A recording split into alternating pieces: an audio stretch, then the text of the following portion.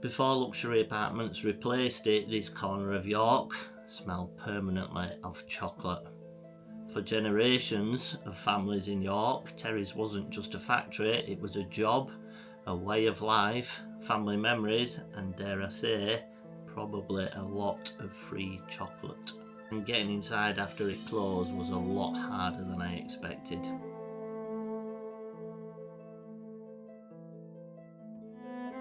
This is a story behind my visits to the Terry's Chocolate Factory in York.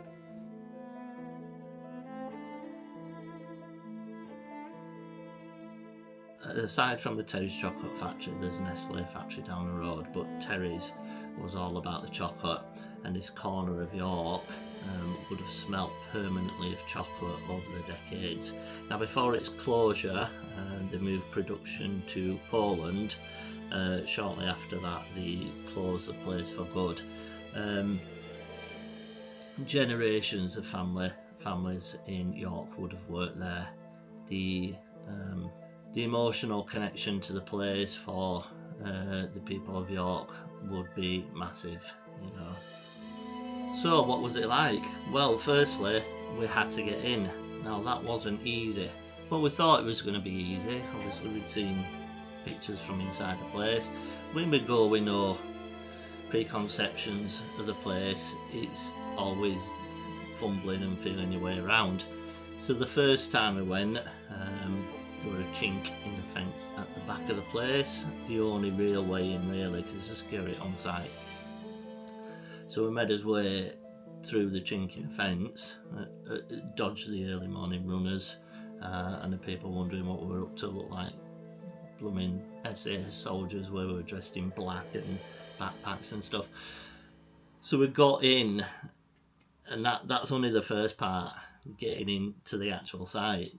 Next, you don't know where you're going, so you're just fumbling around and looking around corners, seeing if there's any cameras about. We managed to locate the clock tower.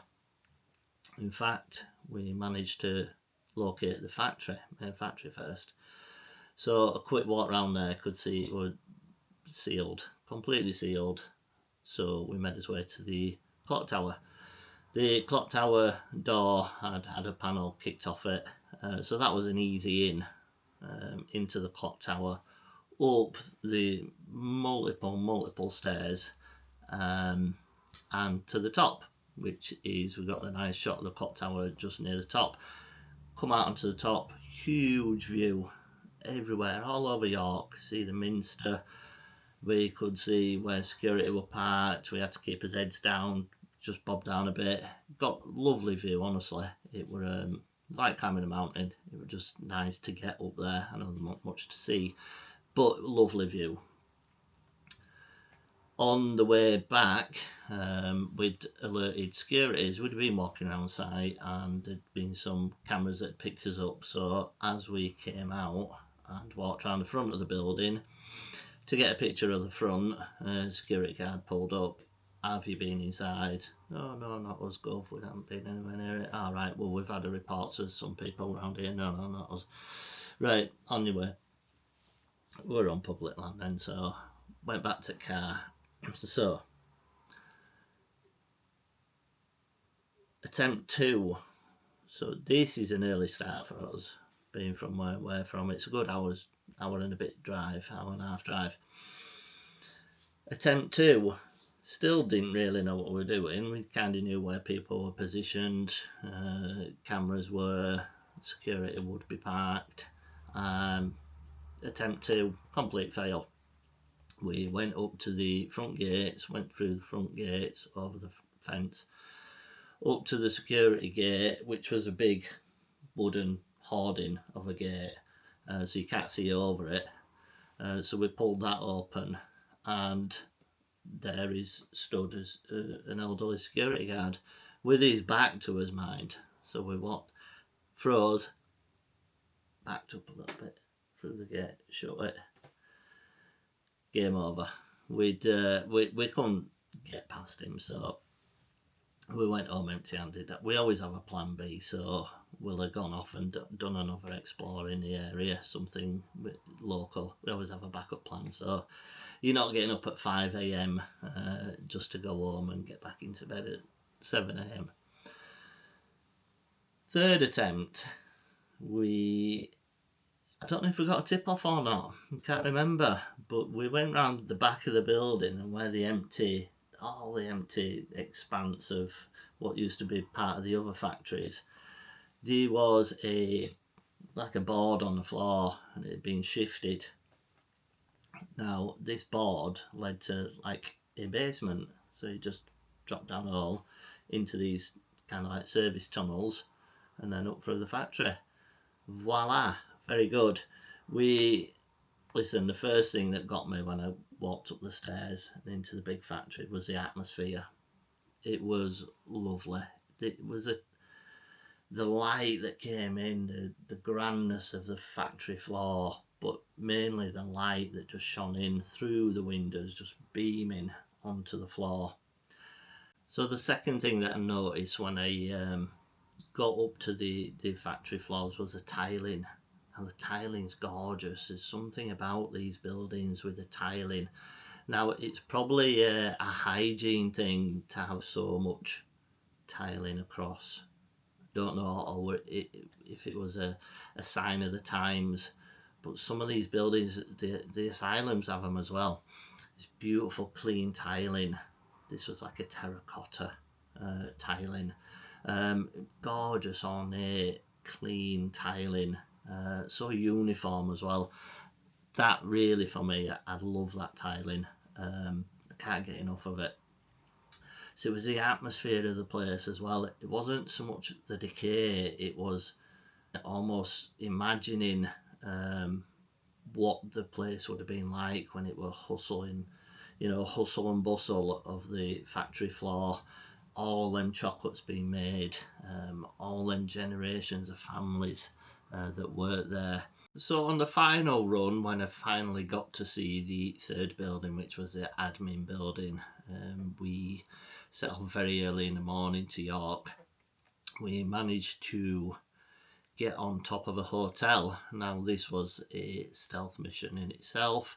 Luckily the lad that I was with at the time, he had already done a recon mission on this hotel, worked out how to get to the very top floor and then onto the roof. So we watched York wake up.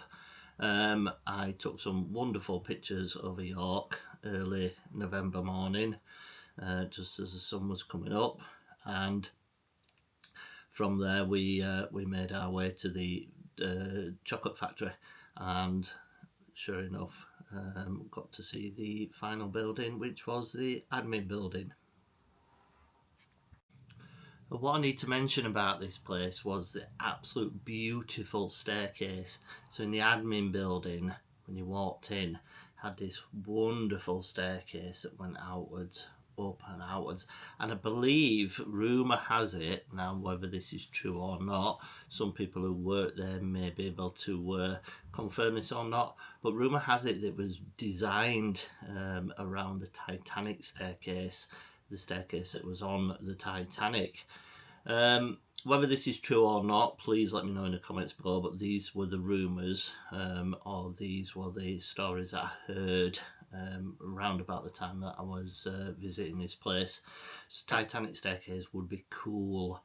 And above the Titanic staircase was this big glass dome, this big skylight, I believe a Yorkshire Rose design. So very ornate was the admin building, the admin block.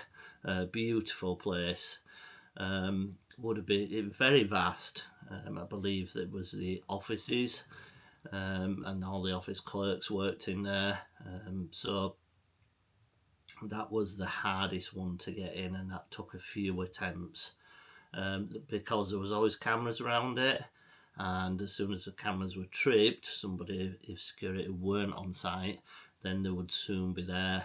So when we did finally get in, it was through a broken basement window, and believe it or not, but I managed to squeeze myself through a very small pane into the basement and up through the admin building.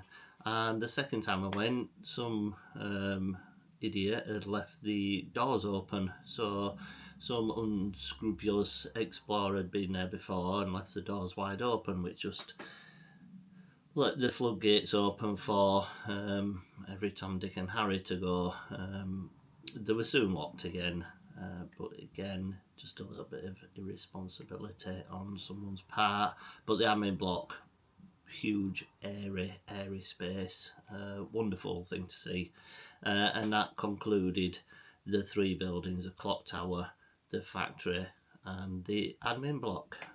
So, did any of you ever visit Terry's? Did any of you ever work there? Any of you have any good memories of the place? Leave a comment below. Let me know, because I find it fascinating. I love to hear these stories. And again, thanks for watching, and I will see you next week. Bye bye.